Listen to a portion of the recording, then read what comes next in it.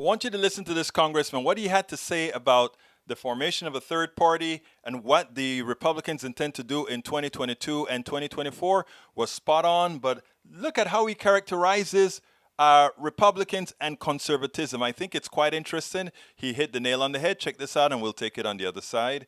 Because I tell you what, we are going to have to get pretty damn busy.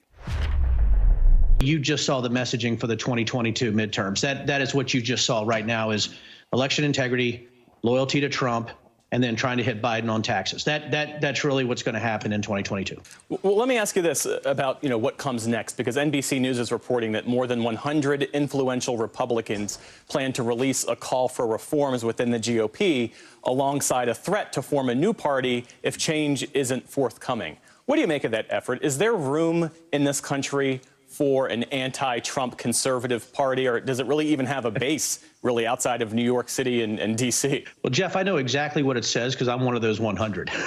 So it's really interesting, So I'm good on that, right? And I know exactly what it says, and it's not a threat; it's a promise.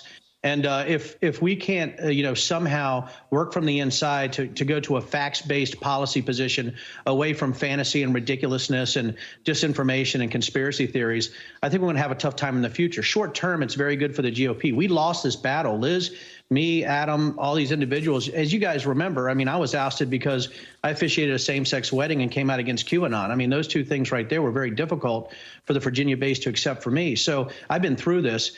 We've lost this battle, but the war is long, and I think you're going to see a new front starting to emerge, and I hope so. I'm going to try. I can't guarantee success. That would be ridiculous to say that, but I think we have the opportunity right now for people who aren't afraid to step up and say, hey, conservative doesn't equal crazy, and I think that's really the baseline message of this, is you can be conservative, be that sort of balance to the left and the right that we need in this country, and not be nuts.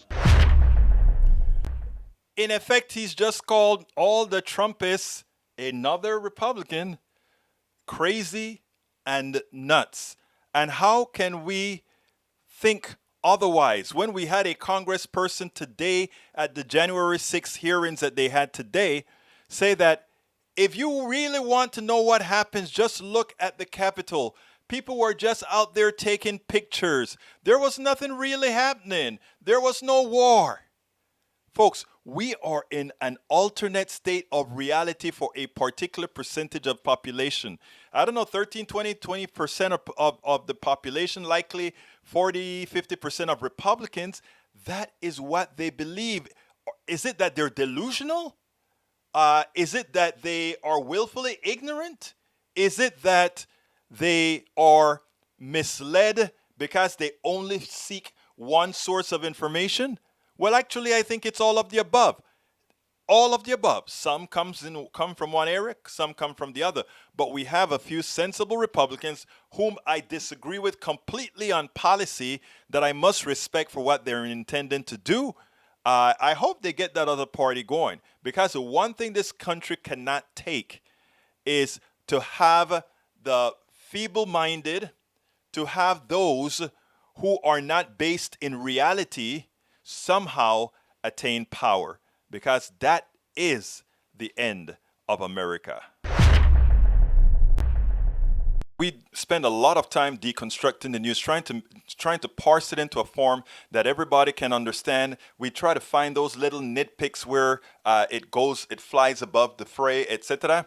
If you really like these videos that we do, I want to ask a big favor. Please go ahead, number one, subscribe to our channel, and number two, please join if you can. Thank you so kindly for watching. Keep watching. Please remember to share. We must populate the entire internet with our progressive message, a message that we know is what most Americans say that they want. So help us, please join.